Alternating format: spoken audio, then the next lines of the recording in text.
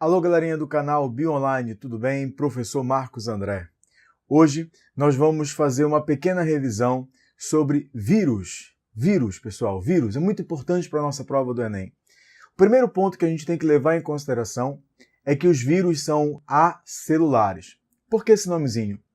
O prefixo A designa ausência, então significa dizer que os vírus não apresentam células.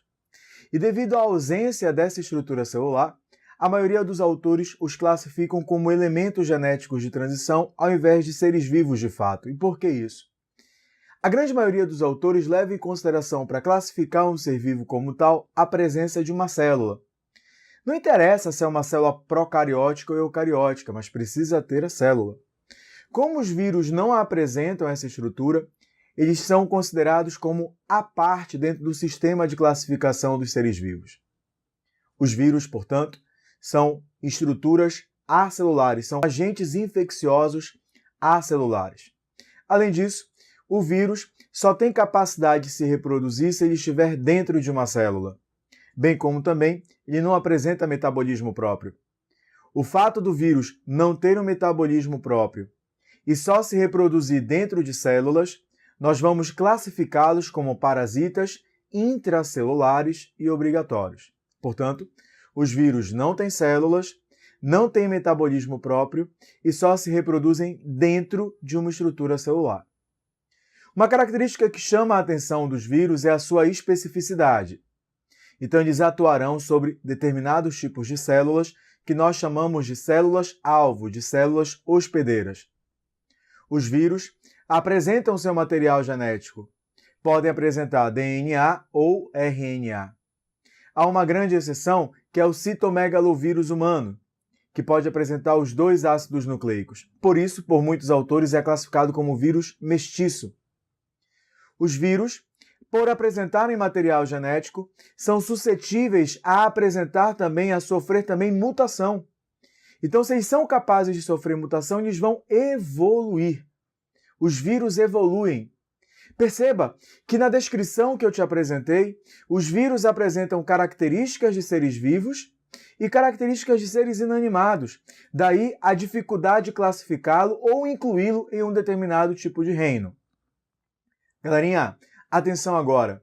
Os vírus, ao serem analisados do ponto de vista estrutural, apresentarão uma estrutura relativamente simples.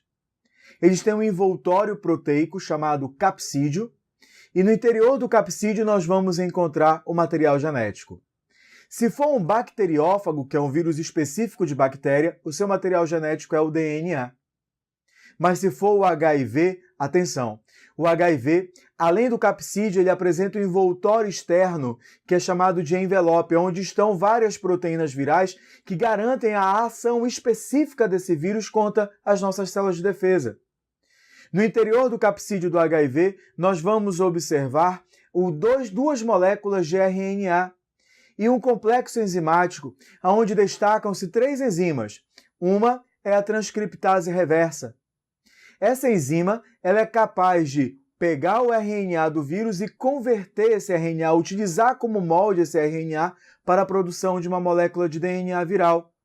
Esse DNA viral sai do citoplasma da célula hospedeira e invade o seu núcleo e se integra ao DNA da célula-alvo, a partir de uma enzima do próprio vírus chamada de integrase. E aí as proteínas virais vão sendo sintetizadas, só que elas são montadas para formar uma nova partícula viral a partir de uma outra enzima presente no HIV chamada de protease. Então o HIV é um vírus de RNA que apresenta uma enzima chamada transcriptase reversa. E a presença dessa enzima faz com que nós venhamos a classificá-los como sendo um retrovírus. Agora, cuidado com o detalhezinho que eu vou te apresentar. Veja só.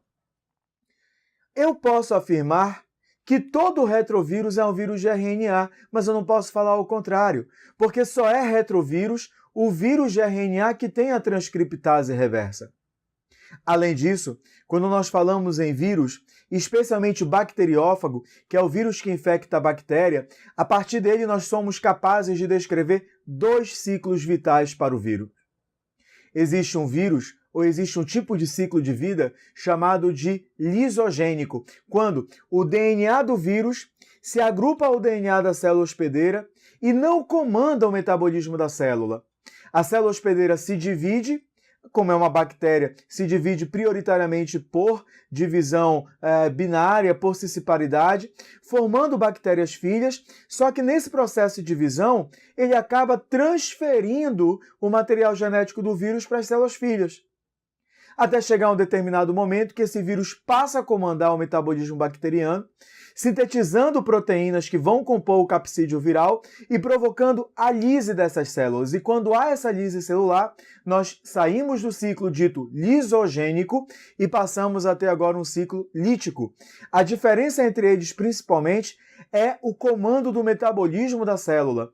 Se o vírus não comanda o metabolismo da célula, ele desenvolverá o ciclo lisogênico. Caso ele passe a comandar o metabolismo celular, produzindo partículas virais e provocando a ruptura da célula, nós vamos chamar de ciclo lítico. Agora, galerinha, atenção. O que nos chama a atenção os vírus? As doenças causadas por eles. E existem algumas doenças bem caracterizadas e bem cobradas pela prova do Enem. Cuidado agora. Quando eu falo em doenças virais, nós também temos mecanismos para tentar diminuir a incidência dessas doenças. Dentre esses mecanismos, destaca-se a utilização de vacina. Esse é um ponto interessante, inclusive a vacina tem numa biodica do Bioline. Pode procurar lá. A vacina está numa videoaula gravada. Turma, qual é a função da vacina? Prevenção. Mas o que tem na vacina? Um antígeno. E qual é a função da vacina? Estimular a produção de anticorpos, estimular a produção de proteínas de defesa. Na grande maioria das doenças virais que há uma forma profilática, a principal forma profilática é a campanha de vacinação. Agora, os vírus que causam doença ou as principais doenças virais, podemos destacar, por exemplo, a febre amarela, dengue, chikungunya, zika. O que essas 4 doenças têm em comum? As 4 são transmitidas pelo mesmo inseto vetor, o inseto Aedes aegypti. Agora, o que chama a atenção? Para eu combater essas doenças, eu preciso evitar o acúmulo de água. Por quê? Porque a transmissão delas depende da multiplicação desse inseto. Como é um vírus transmitido por um inseto vetor, nós vamos classificá-lo como arbovírus. Arbovírus é qualquer vírus transmitido por artrópode. Nesse caso, a espécie Aedes aegypti, o inseto. Turma, a dengue pode ser causada por basicamente 5 tipos de vírus espalhados pelo mundo todo, mas no Brasil são notificados 4. DEN1, DEN2, DEN3 e DEN4. Mas perceba, eu disse ainda há pouco que a principal forma profilática para muitas doenças virais é a vacinação. Entretanto, o vírus da dengue não tem uma vacina eficiente. A justificativa é simples, porque esses vírus, como é o caso do HIV também, como é o caso da gripe, apresentam uma elevada taxa de mutação. Dessa forma, se há uma grande taxa de mutação, você observará a dificuldade de desenvolvimento de vacinas eficientes contra esses agentes infecciosos. Além dessas 4 doenças, dengue, febre amarela, chikungunya e zika, poderíamos destacar, cuidado, olha lá, sarampo, catapora, rubéola, o HPV, o HIV.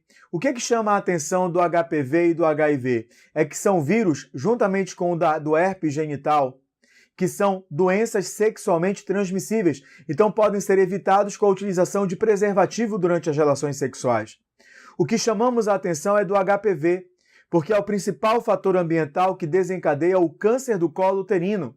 E vem sendo notificado também câncer de pênis associado ao papiloma vírus humano. Perceba que é preocupante a relação sexual sem a utilização de preservativo, não apenas por uma gravidez indesejada, mas fundamentalmente pela transmissão de doenças sexualmente transmissíveis. Tudo bem? Em alguns casos, como é, por exemplo, o tratamento do HIV, vamos tomar cuidado. As pessoas que morrem, geralmente elas morrem por doenças oportunistas. Há um tratamento eficiente contra o HIV, não que leve à cura efetiva, isso tem que ficar bem claro. E esse tratamento do HIV é consequência do desenvolvimento de drogas cada vez mais eficientes que diminuem a replicação viral. E nessas drogas, as pessoas portadoras do vírus tomam um coquetel, que são medicamentos que bloqueiam diversos processos de infecção viral, inclusive a transcriptase reversa, como é o caso do AZT. Deu para acompanhar? Então toma muito cuidado com o vírus, um tema muito importante para o Enem, um tema muito importante para nossas provas de vestibular. Assine o canal BioOnline, assista nossas aulas, curta, ative o sininho e divulgue nosso canal para que a gente possa ajudar mais pessoas a fazer uma excelente prova de biologia.